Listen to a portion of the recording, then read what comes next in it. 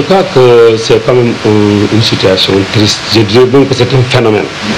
C'est un phénomène mondial, on ne comprend pas. Moi, je suis ça parfois à travers les informations, mais c'est difficile, c'est vraiment difficile. J'en suis très triste même pas. Mais cela montre que nos jeunes ont de la détermination. La détermination. Parce que quand tu prends un risque de dire que moi je vais aller, que je meurs ou que je gagne, je vais y aller. C'est comme ça que je vois la chose au niveau émotionnel, quoi. Pour réussir. En fait, ce qu'ils cherchent là-bas, c'est la prospérité. Mais aussi, je le dis, nos familles aussi, parfois, notre culture ou notre façon de faire parfois, pousse les jeunes parfois à ça, dans nos familles.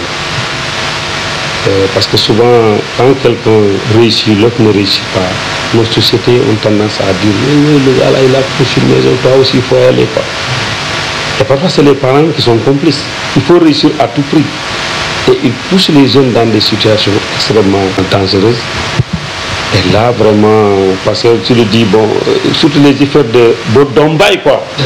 Les histoires de Dombay. Ce Dombay, il a réussi. Et toi, tu n'as pas réussi. Souvent, nos familles ne tolèrent pas ça.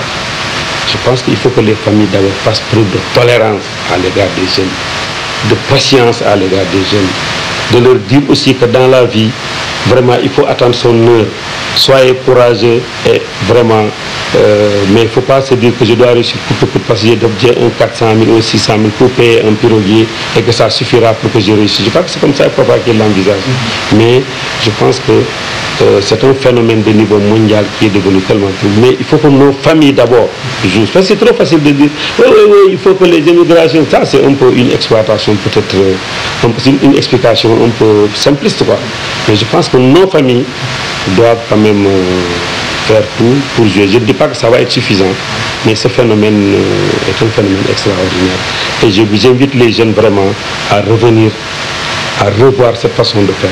Pour réussir à tout prix, vraiment parfois c'est très dangereux, mais revenons encore. Et je crois que dans ces pays, je crois qu'il y a aussi des opportunités encore qu'on peut avoir. Surtout, en tout cas, moi, c'est pourquoi j'ai mis ce PP21. Je me suis dit, quelque part, ça va faire réfléchir à beaucoup de gens. Et même l'autre jour, quand j'étais à Senghor, quand j'ai donné ça, quand je suis parti, il y a une personne, un jeune qui m'a appelé, il m'a dit que tu as donné de l'espoir aux gens. Moi, j'étais très découragé, je ne comprends rien du tout. Je dis que non, tu étais dans un brouillard mental. Mais dès que tu touches PP21, tu verras que quand la clarté mentale te montrera que tu as un potentiel énorme. Tu as un truc énorme. Les gens, ils ont un potentiel énorme. Maintenant, comment l'exploiter? C'est ça leur problème.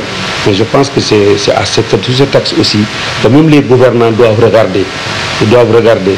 Regardez aussi, moi je le dis, je crois que même dans ce pays, j'en profite pour le dire. Il ne faut pas que les gens aussi restent dans leur bureau, ils tracent les programmes.